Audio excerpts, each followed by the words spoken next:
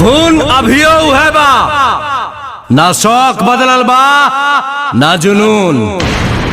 सुन ले फिर से, रियासत गइल बा रुतबा ना, रौबा खौफ आज भी उहै बा।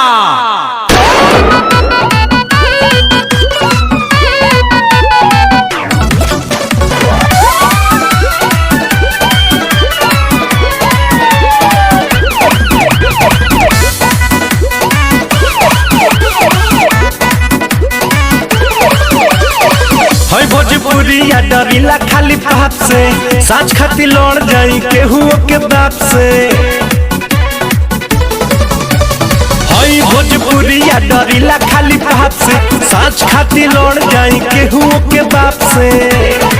तो पीछे हटम न के तनो झमेल होई,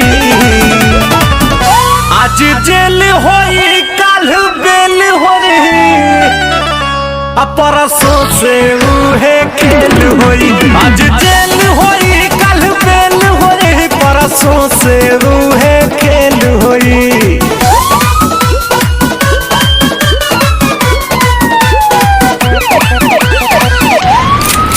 हथियार तो खाली शौक खातिर रखीला बाबू, खौफ खातिर नमवा काफी बा।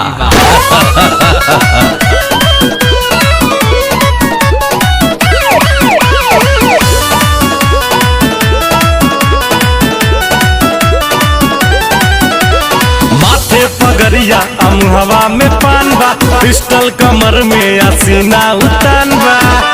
इहे तो असली भोजपुरिया के पहचान बा।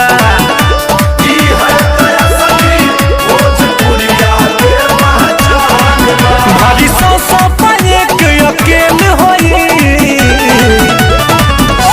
आज जेल होई काल बेल होई,